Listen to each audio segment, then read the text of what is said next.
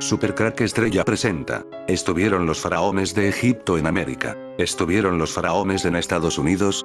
Los misterios del Gran Cañón de Colorado. Teoría de la conspiración. Ciudad egipcia subterránea. Hay una historia distintiva que inició esta teoría de la conspiración. En 1909, una historia fue publicada por el Gaceta de Arizona sobre varios exploradores. Los exploradores del Smithsonian supuestamente descubrieron un misterioso conjunto de enormes cavernas. Dijeron que dentro de las cavernas, 50.000 personas podrían vivir cómodamente. Las cavernas también estaban llenas de estatuas, armas, semillas y más.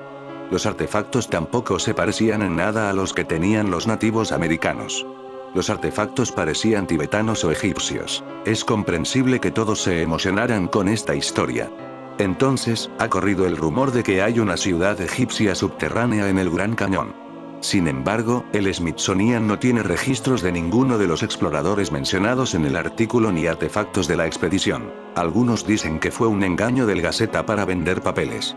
Otros teóricos de la conspiración dicen que el Smithsonian solo está encubriendo la historia para que se ajuste a la narrativa habitual.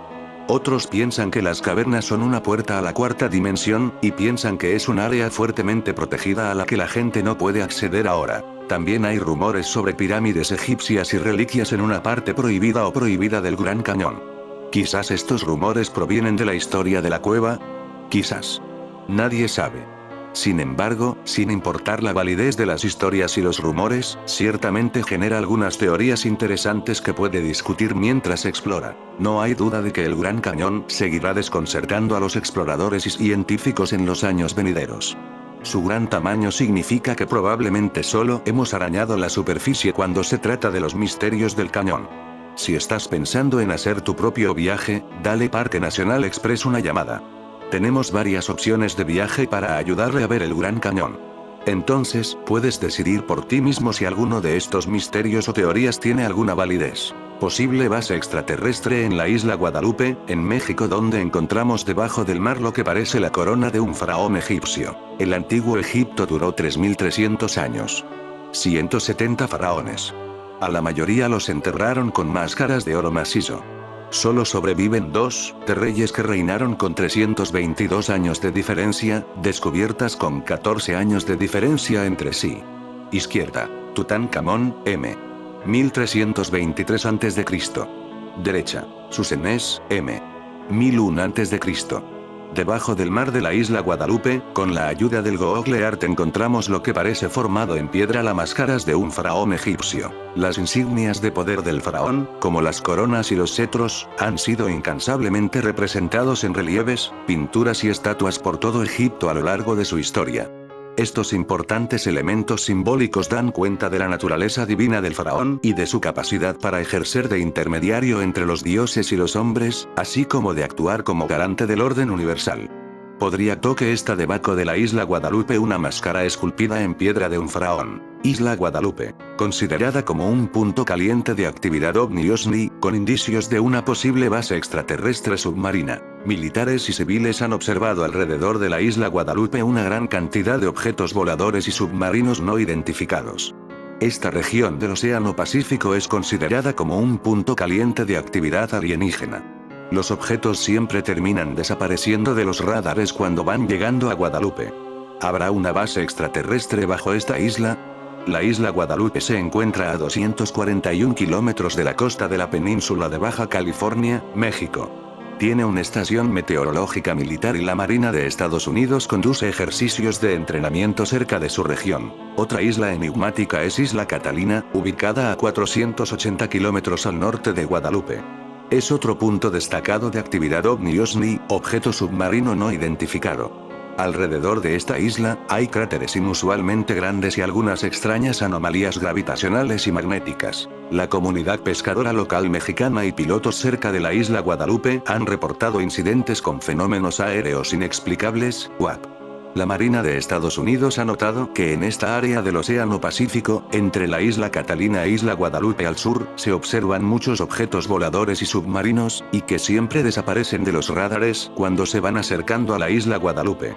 De acuerdo al piloto de aviones comerciales, Adrián Ojeda, quien siempre pilotea cerca de la isla, la península de Baja California es conocida en México como un gran punto caliente de ovnis, y que los pescadores siempre observan aeronaves luminosas sobre el océano, y con movimientos inusuales. El 14 de noviembre de 2004 se dio el avistamiento de una flota de naves no identificadas durante una serie de entrenamientos navales de la Marina de E.U.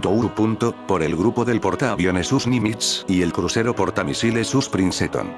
Desde hace una semana, el radar del US Princeton ya había estado captando objetos voladores misteriosos, llegando a contar 100 de ellos. La Marina les había llamado vehículos aéreos anómalos. Entre lo más impresionante está la altura en la que se desplazaban. Los vehículos aéreos aparecían a una altitud mayor a los 24.000 metros, mucho más alto que cualquier avión comercial o militar. Luego descendían a una impactante velocidad. 2 aviones de caza fueron enviados para interceptar uno de estos objetos alienígenas.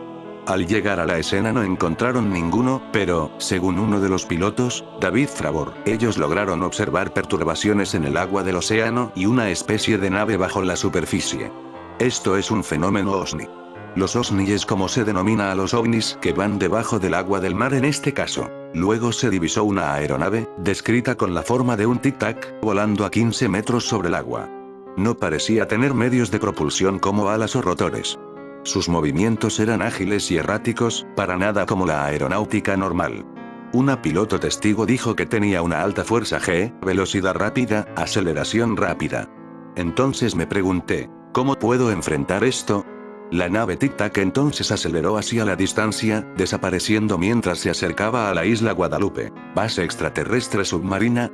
No ha habido exploración o menciones de bases extraterrestres, pero la intensa actividad ovni-OSNI entre las islas Catalina y Guadalupe hace pensar en bases submarinas de carácter alienígena. Entre los reportes se nota prominente que las extrañas naves desaparecen de los radares cuando se van acercando a la isla Guadalupe. Esto indica que bajo las aguas del mar, cerca de la isla, se encontraría ese tipo de base extraterrestre. Frente a Baja California, Isla Guadalupe ha sido señalada como posible base submarina alienígena. Dan Nishean afirma que el US Nimitz, uno de los buques más avanzados, ha registrado cientos de ovnis entrando y saliendo de esta área, moviéndose entre el espacio y el océano. Desde 2017, el Pentágono ha reconocido programas secretos para investigar estos fenómenos, confirmando vídeos de objetos con capacidades imposibles, como cambios drásticos de dirección y movimientos entre agua y aire. En 2023, altos mandos militares declararon bajo juramento sobre encuentros con tecnologías que desafían nuestra comprensión. ¿Será la isla Guadalupe la clave de este enigma global? El presidente del New Paradigm Institute, Dan Nishean, afirmó que frente a las costas de Baja California y en Secret Mountain, cerca de Sedona, Arizona, se localizan bases de inteligencias extraterrestre no humana, /MI. Las sensacionales afirmaciones de este activista ovni, abogado del Instituto Crístico, fueron realizadas en el marco de una entrevista en el canal de YouTube del Instituto Nuevo Paradigma. Dan Nishean es uno de los abogados que ha trabajado más duro para llevar ante el Congreso de los Estados Unidos a los whistleblower, los denunciantes de ovnis. ¿Sabes que desplegaron un ejército entero, un grupo de portaaviones? Sí, el grupo de portaaviones Nimitz lo desplegaron en Baja para monitorear el sitio. Ahí abajo seguro que hay un base submarina justo en la isla Guadalupe, bajo el mar, asegura Sheehan. Las declaraciones están en línea con las del almirante Timothy Gallaudet, ex jefe de la Administración Nacional Oceánica y Atmosférica de Estados Unidos, NOAA, que meses atrás propuso que la NASA dirigiera sus esfuerzos hacia los océanos en busca de extraterrestres submarinos, en lugar de escudriñar los cielos en busca de ovnis. Pero, ¿por qué buscar específicamente en esta isla del Pacífico? La isla Guadalupe es una pequeña isla volcánica de poco más de 250 kilómetros cuadrados de superficie que pertenece a México. Está situada frente a la costa de la península de Baja California, a unos 240 kilómetros y, a su alrededor, se han documentado numerosos incidentes ovni. Sheehan aseguró que allí se han monitoreado más de un centenar de avistamientos, incluido el episodio protagonizado por David Fravor, en 2004, mientras perseguía un objeto con apariencia de tic-tac con 14 metros de envergadura y que se movía rápido como una bala. Hay que hacer notar que un informe recibido por el difunto senador de Nevada, Harry Reid en 2009 hablaba que los pilotos que salieron a perseguir UAPs informaron de una gran perturbación circular bajo el océano de unos 100 metros de diámetro. Parecía como si el tic-tac se encontrara con el objeto submarino, se lee en el informe. Sheehan continuó. Los submarinos nucleares que estaban asignados al grupo de batalla de Luz Nimitz están vigilando bajo el agua. Han analizado esto y sabemos que hay una base allí. En la entrevista realizada por Julian Dorey, el activista reveló que los submarinos estadounidenses monitorizaron las entradas y salidas de los UAP en lo que interpretó como que ciertamente, allí hay una base. Y, añadió que había otra en Sedona, Arizona donde hay un lugar llamado Secret Mountain Wilderness, allí hay una base donde están las naves, hay varias de ellas en lo alto de las montañas, en zonas remotas del planeta, y están aquí ahora y están extraordinariamente angustiados por el estado de cosas, de la humanidad. ¿Seres extraterrestres preocupados por la humanidad? Es evidente que sus declaraciones traslucen un sesgo mesiánico, basado en sus creencias cristianas, donde los ángeles del ayer son los aliens de hoy. Queda refrendado cuando Sheehan alude a que los extraterrestres son gente mantis que poseen armamento avanzado. Los mantis son para Sheehan seres de 2 metros de alto, extraordinariamente flacos, delgados, como encorvados y recuerdan a una mantis religiosa, también se les llama insectoides. Y añade que siempre se les ve con los grises altos que parecen estar a cargo dando órdenes telepáticas. A los más racionales estos argumentos, propios de la literatura ufológica más delirante, parecen inapropiados para quienes están detrás de la disclosure o proceso de revelación, que tienen que conversar con los políticos más materialistas. Pero, curiosamente, Sheehan, de 79 años, reveló que de acuerdo al Servicio de Investigación del Congreso, en nuestra galaxia podrían existir entre 2 y 6 especies no humanas altamente inteligentes y tecnológicamente avanzadas. ¿Son revelaciones de fuentes o solo creencias respecto a los extraterrestres? Daniel Sheehan estuvo trabajando con The Disclosure Project, una organización creada hace más de 30 años con el objetivo de revelar públicamente el supuesto conocimiento del gobierno de Estados Unidos sobre objetos voladores no identificados y su relación con seres extraterrestres, lo que pudo influir en sus convicciones, unas creencias que le llevan a concluir que no necesitamos buscar más allá de nuestro planeta natal cuando se trata de evidencia de vida extraterrestre porque hay bases en la Tierra. Dan Sheehan es un abogado constitucionalista y de interés público conocido por su participación en casos de alto perfil como los papeles del Pentágono y el caso Irán-Contra. En los últimos años, se ha centrado en la divulgación de información sobre ovnis, trabajando como asesor legal de figuras como Luis Elizondo, exdirector del Programa Avanzado de Identificación de Amenazas Aeroespaciales. Su formación jurídica y su defensa lo han posicionado como una voz destacada en la comunidad ovni. En una presentación para el Instituto Nuevo Paradigma, Sheehan mencionó que los extraterrestres podrían tener bases en la Tierra, incluyendo una bajo el océano cerca de la isla Guadalupe. Mencionó informes del Grupo de Combate de Luz Nimitz, que ha visto más de 100 ovnis provenientes del espacio y sumergiéndose en el agua, lo que apunta a una posible base extraterrestre submarina. Aunque Sheehan afirma la existencia de una base extraterrestre submarina cerca de la isla Guadalupe, no se han encontrado pruebas sólidas que respalden esta afirmación. La comunidad científica se muestra escéptica ante estas afirmaciones, enfatizando la importancia de contar con datos verificables. Las explicaciones más realistas suelen incluir fenómenos naturales mal interpretados o tecnología militar avanzada. En los últimos años, el gobierno estadounidense ha revelado informes y celebrado audiencias en el Congreso sobre fenómenos aéreos no identificados, FANI, considerando sus posibles implicaciones para la seguridad nacional. Además, en septiembre de 2023, el periodista Jaime Maussan presentó supuestos especímenes momificados no humanos ante el Congreso mexicano, afirmando que tenían más de 1000 años de antigüedad. El debate público sobre la vida extraterrestre se ha intensificado debido a estos eventos. El aislamiento y la singular geografía de la isla Guadalupe la convierten en un foco central de reclamos relacionados con ovnis. Su ubicación remota y la escasa presencia humana crean un entorno donde actividades inusuales podrían pasar desapercibidas, lo que alimenta la especulación sobre bases ocultas u operaciones extraterrestres. Las reacciones a las declaraciones de Sheehan son diversas. Los entusiastas de los ovnis las consideran una validación de creencias arraigadas, mientras que los escépticos buscan pruebas concretas. Las autoridades locales no han reportado nada inusual, y los científicos no han encontrado ninguna prueba de una base extraterrestre submarina cerca de la isla. Las declaraciones de Dan Sheehan sobre la actividad extraterrestre cerca de la isla Guadalupe son intrigantes, pero no existe evidencia empírica que las respalde. La comunidad científica sigue fomentando la reflexión cuidadosa y la investigación exhaustiva al examinar estas afirmaciones. A medida que aumenta el interés público por el fenómeno ovni, es importante equilibrar la apertura mental con el escepticismo para garantizar que los debates se basen en hechos verificables. Tras la declaración de Daniel Sheehan, aviones del gobierno de Estados Unidos hicieron una incursión hasta la isla Guadalupe en el Océano Pacífico, donde se asume que existe una base secreta submarina. En la isla Guadalupe hay unas espirales parecida a la que los egipcios dibujaban. Espiral en el templo de Hathor en Dendera. Es la expresión de todo lo que se mueve en el universo, por lo tanto es la energía cósmica en movimiento. La espiral es la forma más esquemática de la evolución del universo. En el sistema jeroglífico egipcio, este signo, que corresponde a la letra Bau hebrea, designa las formas cósmicas en movimiento, que equivale a la relación entre la unidad y la multiplicidad. Templo de Seti I en Abidos. Se relacionan con la espiral la serpiente y los lazos. Es un signo macrocósmico. Por su sentido de movimiento y desarrollo progresivo, es el atributo del poder que se halla en el cetro del faraón egipcio. Ya las antiguas tradiciones distinguían entre la espiral creadora, que se representaba dextrógira, hacia la derecha, y la destructora o torbellino, que se representaba levógira, hacia la izquierda.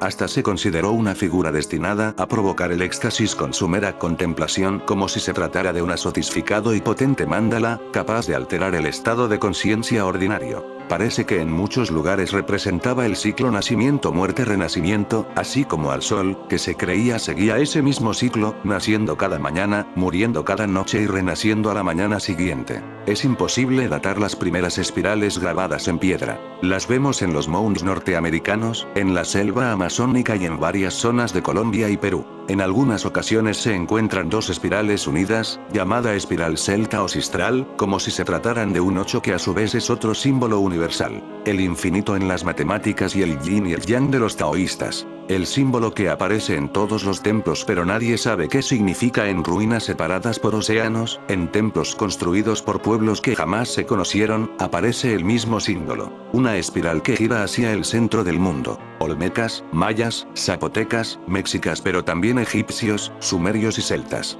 Todos la tallaron en piedra como si quisieran dejar un mensaje universal. La espiral, el misterio más repetido de la humanidad para algunos arqueólogos, es solo un diseño geométrico. Pero para los antiguos, era una puerta. El nacimiento del sol, el viaje al inframundo, el camino del alma que regresa al origen. En México, la espiral aparece en templos a Quetzalcóatl y en cuevas sagradas, como si recordara que la energía del universo nunca avanza en línea recta sino que danza, se curva, vuelve al punto donde todo comenzó. En 1909, el Arizona Gazette publicó un artículo sobre el hallazgo de artefactos egipcios antiguos encontrados en una cueva en el Gran Cañón, descubiertos por el explorador G. Kincaid.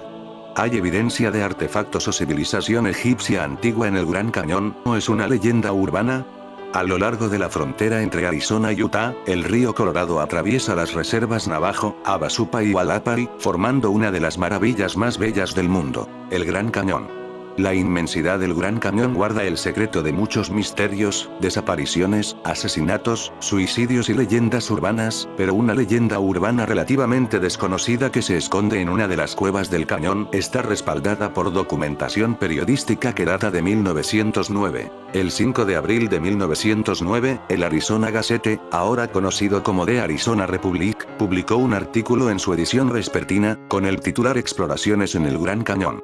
Un titular aparentemente benigno, el artículo se adentra en los descubrimientos realizados por el explorador G. Kincaid, respaldado por el Smithsonian, bajo la dirección del profesor Sociedad Anónima Jordan del Smithsonian durante la expedición al cañón, y es cualquier cosa menos ordinario. Kincaid era un explorador, cazador y arqueólogo a tiempo parcial que a menudo trabajaba para el Smithsonian. En 1909, se preparó para su mayor viaje hasta la fecha. Viajar por el río Colorado en una barcaza de madera, partiendo de Green River, Wyoming, bajando por Colorado y adentrándose en las profundidades del Gran Cañón. Su objetivo era buscar y aprender sobre los minerales que encontró a lo largo de los lechos de los ríos.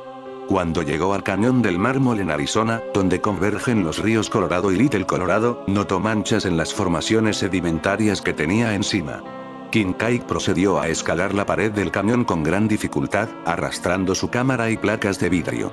Mientras subía, llegó a la entrada de una cueva, y su descubrimiento de lo que contenía la cueva fue calificado por el Arizona Gazette como el hallazgo arqueológico más importante de América del Norte. Kincaid describió la cueva como vasta, con diferentes habitaciones y un pasillo transversal en el medio. Detalla cómo vio antiguos artefactos egipcios y momias que yacían dentro de las habitaciones, y una estatua similar a Buda tallada en las paredes de la cueva. El Buda estaba sentado con las piernas cruzadas, en posición de loto, y tenía flores en cada mano. Kincaid también describe haber encontrado jarrones o urnas de cobre y oro, vasos esmaltados y vidriados, graneros llenos de semillas, cámaras funerarias llenas de sarcófagos e innumerables otras maravillas. Había tallas en las paredes de la cueva similares a las que se encuentran en las pirámides egipcias, así como un santuario. Poco después de su descubrimiento, Kincaid viajó hasta la polvorienta ciudad occidental de Yuma, Arizona, donde explicó sus descubrimientos a un escritor anónimo del Arizona Gazette. Este autor escribió un artículo sobre los hallazgos de Kincaid, sin que se le atribuyera el nombre al artículo. Se rumorea que el Smithsonian envió 30 arqueólogos a la cueva del Cañón del Mármol, pero no hay pruebas publicadas de lo que pudo haber sido encontrado allí. El Smithsonian luego negaría cualquier relación entre ellos y G. Kincaid. El sitio fue adquirido posteriormente por el gobierno de los Estados Unidos y declarado fuera de los límites del público, y en los últimos tiempos, se ha afirmado que los exploradores han intentado explorar la zona del Cañón del Mármol, pero han sido detenidos por guardabosques fuertemente armados. La verdad de lo que se esconde en la cueva a 2000 pies por encima del lecho del río se ha ido con la historia, y no se sabe con certeza qué puede haber dentro, si es que hay algo. Algunos encuentran extraño que la zona fuera adquirida rápidamente por el gobierno después de la exploración de los arqueólogos del Smithsonian, mientras que otros afirman que esta historia no es más que un engaño o una leyenda urbana. Además, de acuerdo a la historia de la Gaceta por el señor Kincaid, el arqueólogo del Instituto Smithsoniano, que estaba financiando las exploraciones, hizo descubrimientos que casi concluyentemente demuestran que la raza que habitó esta misteriosa caverna, excavada en roca sólida por manos humanas, era de origen oriental o posiblemente de Egipto remontándose a Ramsés. Si sus teorías se confirman en la traducción de las tablillas grabadas con jeroglíficos, el misterio de los pueblos prehistóricos de América del Norte, sus artes antiguas, quiénes eran y de dónde venían, se resolverá. La entrada a la ciudad estaba al final de un túnel que se extendía bajo tierra por casi 700 metros. En primer lugar, señalaría que la caverna era casi inaccesible, escribió Kincaid. La entrada está a 50 metros debajo de la pared escarpada del cañón. Se encuentra sobre las tierras del gobierno y a ningún visitante se le permitirá estar allí bajo pena de transgresión. Por encima de una saliente que lo oculta de la vista desde el río, está la boca de la cueva. Cuando vi las marcas de cincel en la pared del interior de la entrada, me interesé, aseguré mi pistola y entré. Egipto y el Nilo y Arizona y Colorado estarán vinculados por una cadena histórica remontándose nuevamente a edades que hacen tambalear la imaginación más salvaje del ficcionista. La arquitectura sugirió que los constructores de la ciudad subterránea poseían habilidades de ingeniería avanzada. El eje central de la ciudad subterránea era una cámara gigantesca de la cual pasadizos irradiaban como los radios de una rueda. Las paredes de la cámara principal estaban adornadas con espadas de cobre y tabletas cubiertas de símbolos jeroglíficos, no muy diferentes a las encontradas en Egipto. Otro hallazgo que apuntaba a un enlace con Egipto fueron los cuerpos momificados, por lejos las cosas más interesantes dentro de la ciudadela. Ninguna momia media menos de 3 metros de altura y todos ellos estaban envueltos en lino oscuro. Kincaid describió que puso de pie a uno de ellos y lo fotografió con la ayuda de una linterna, pero esa foto en ninguna parte será encontrado. La exploración adicional reveló algo sobre la religión de los gigantes habitantes de la ciudad. A más de 30 metros de la entrada se encuentra el salón con forma de cruz, varios cientos de metros de largo, en el cual he encontrado el ídolo o imagen del dios de los habitantes, sentado con las piernas cruzadas, con una flor de loto o lirio en cada mano. Los rasgos de la cara es la de un oriental, y también lo es los tallados de esta caverna. El ídolo casi se asemeja a Buda, aunque los científicos no están seguros en cuanto a qué religión ellos representan. El artículo registra el descubrimiento de cerámicas e instrumentos, todos ellos con signos de haberse originado en otras partes del mundo. Tal mezcla de culturas rara vez se encuentra en los hallazgos arqueológicos, por lo que este descubrimiento es de importancia sin precedentes. La última cámara que le esperaba a la exploración era lo que Kincaid y su socio, el profesor Shah Jordan, creían que era una cripta ceremonial. Se encuentra en el extremo de la gran sala donde se habían encontrado todas las otras momias. Hay una cámara del pasadizo que no está ventilado, y cuando nos acercamos un olor mortal de serpiente nos impactó. Nuestra luz no penetraba la penumbra, no pudimos saber lo que contiene la cámara.